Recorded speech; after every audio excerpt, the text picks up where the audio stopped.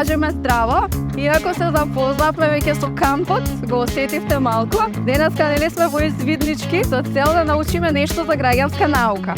Малку ќе се забавуваме, ама малку и нешто ќе поднаучиме. Проектот е финансиран од Америчка амбасада. Тука сме благодарение на нив. Дојдовме овде, мислиме дека ќе уживаме и ќе не биде прекратно.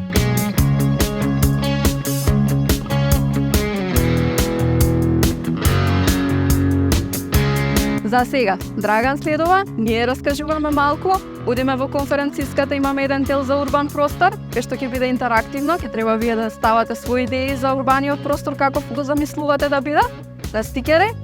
Потоа продолжуваме со уште една предавачка која што ќе биде денеска со вас, која што ќе зборува баш за младински активизам. Ќе правиме една вежба да се запознаете малце подобро со просторот, поточно со растенијата во кампов. Добро, бидејќи јас не ве знам кои сте, ќе ве замолам да се измешате и да направиме 4 групи, од прилика еднакво учесници, по 7-8 души, мислам како колку што ви избравте биде. И ќе треба да видите 14 растенија, група по група. Секоја група има 30 секунди да ги види растенијата. И потоа сите почнуваме заедно да ги бараме растенијата низ кампот.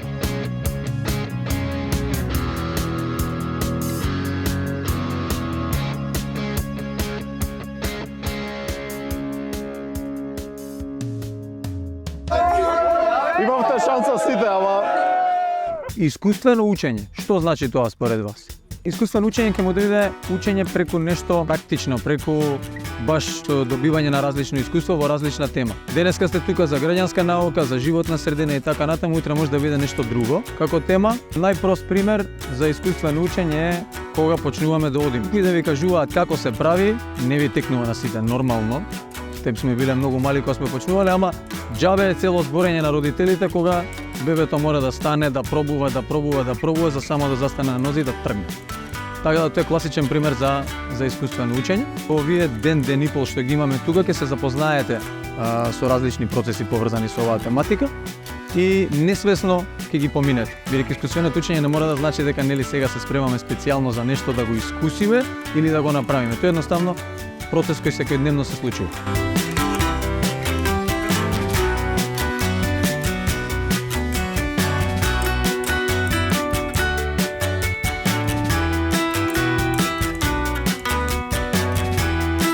Здраво, здраво!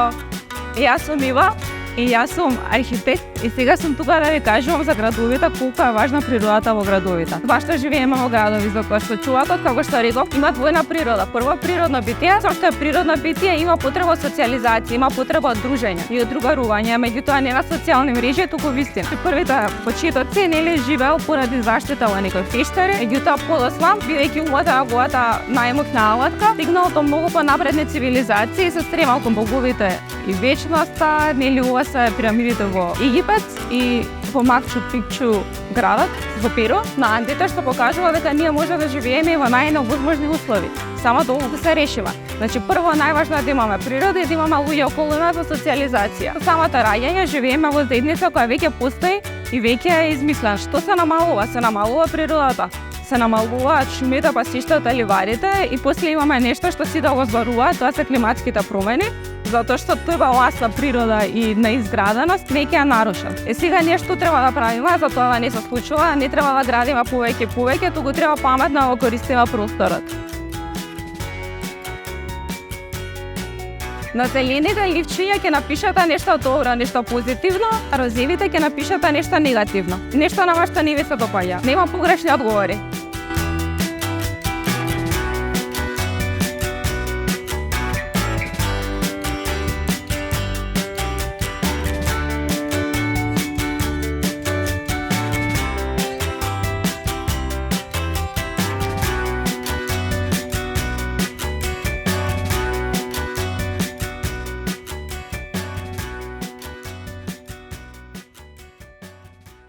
Тука има напишано искази.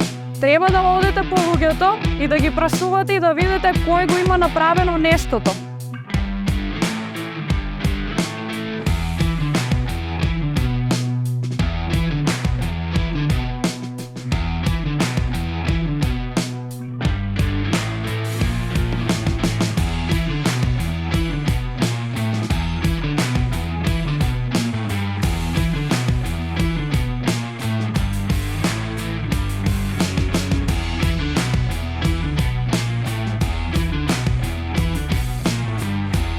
зборувачки за акции, денеска тука ќе развиеме неколку акции. Имаме поставување на основите и од вас ќе побарам на овие листови што ги имате заедно да размислете за која тема сакате да работите. Темата горе-доле ја имаме, екологија е темата. Конкретно, многу конкретно напишете кои ќе бидат акциите.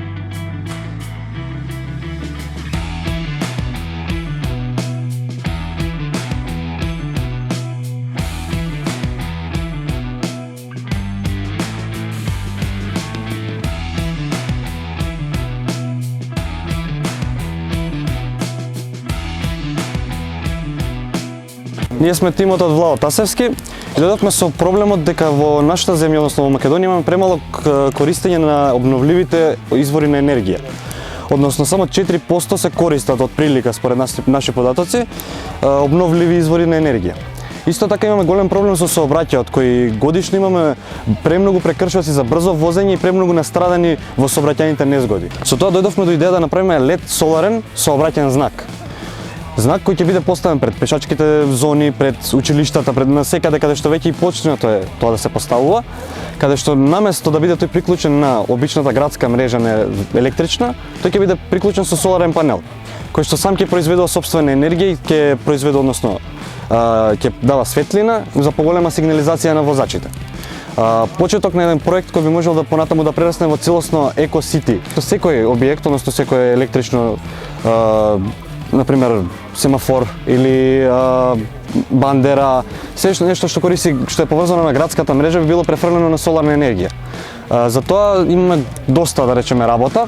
Почетокот е дека би требало да се контактира градот Скопје, кој е одговорен за самите улици и патишта, каде што треба да добиеме дозвола за пред се нешто такво да работиме и некои финансии.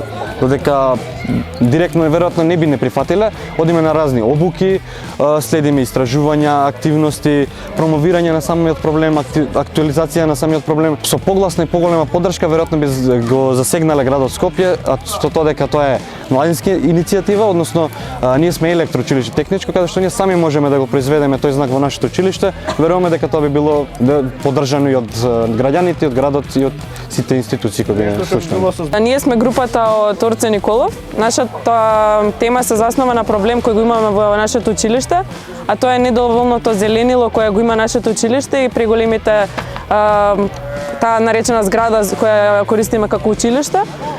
Како цел, ние нашиот клуб ја создаваме проектот кој го нарекуваме вертикална и хоризонтална градина, каде што создаваме градина на нашиот зид во нашето училиште, направена од рециклирани пластични шишиња, во каде ќе се садат на различни растенија, со што ќе го подробиме зеленилото во нашето училиште и системот ќе биде на наводнување ќе биде основан со нашите клими поврзано околу нашата градина, за да ќе може да се наводнуваат овие растенија. Помошта најпрво ја добивме од нашиот директор, а потоа и од УЗО училишната заедница во Орце.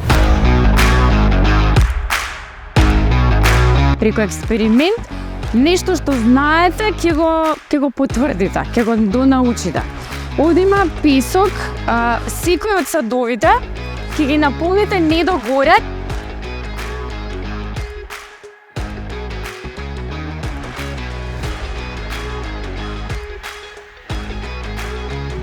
Значи, ова е речно корито, а ова е брегот.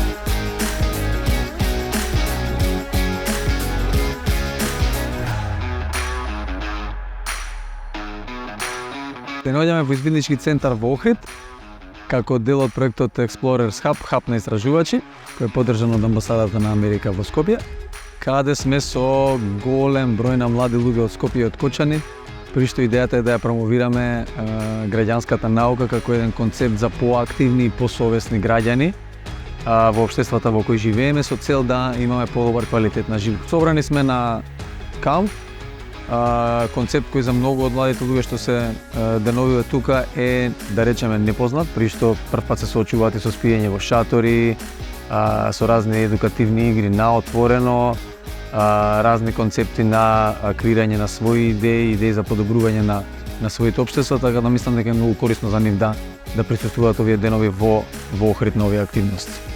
Инаку, целата организација на Сдруженијето на граѓани Екологик, кое е, да речеме, веќе и пионер во организирање и креирање на различни типови на активности поврзани со искуственото учење, што исто така е концепт кој е поврзан со граѓанската наука, односно е комплементарен со крајната цел, посовесни, поедуцирани и поактивни граѓани во нашите општества.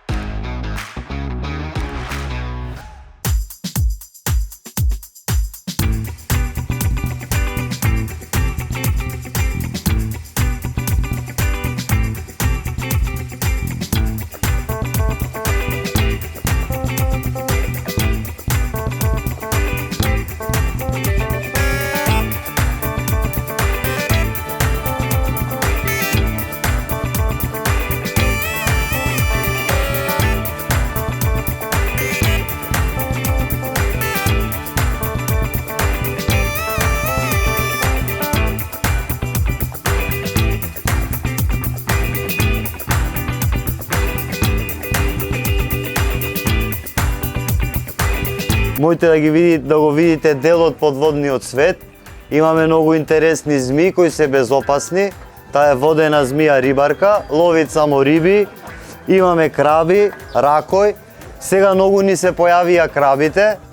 За некои од биолозите викаат дека не се инвазивен вид, но последниве 5 години се покажа дека премногу се размножија, а ова е оригиналниот рак кој порано нашите дедовци и родители го наоѓале низ крај брежето по секој камен и бил многу вкусен за јадење. Ревата подводна е многу значајна за прочистување на воздухот и затоа ние треба да ги чуваме водите низ целата наша земја. Предметиве луѓето што ги користеле за секојдневна употреба. Пример за во кујна за дома. Од среден век до неолит се скоро слични и не можеш да ги познаеш и потребни се лабораториски истражувања за да се одреди точна старост. Сега овие може да се од римски период, може преисториски, може и нови. На војска кога ќе требало да се преместит или кога ќе бегале, оружјето го депонирале низ езерата, реките за непријателските армии да не може да го користат против нив. Подводен пајак дека имаат во езеро. Меурче од воздух правит и во тоа меурче се сеци дишит и ловит подвода, јајца, све.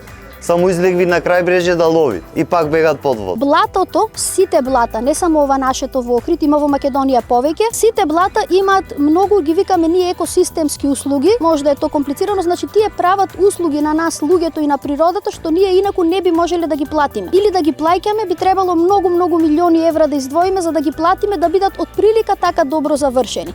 Конкретно, што прави блатото? Блатото ја прочистува водата. Ако ние викаме, што викаме за дрвата? Дека се прочистувачи на воздухот. Така? Блатата се тогаш бубрези на езерото. Ако на блатото бетонираме, вака ќе изгледа буквално бетонот, и пуштаме и тогаш водата ќе оди слободно. Значи замислете од оваа површина во оваа површина. Значи кога ќе има вишок вода езерото поплавува. А блатото што прави? Блатото е како сунгер, како бубрези. И блатото ја прима водата, ја прима, гледате? Ја прима и ја испушта во мали количини. Ја разбирате логикава?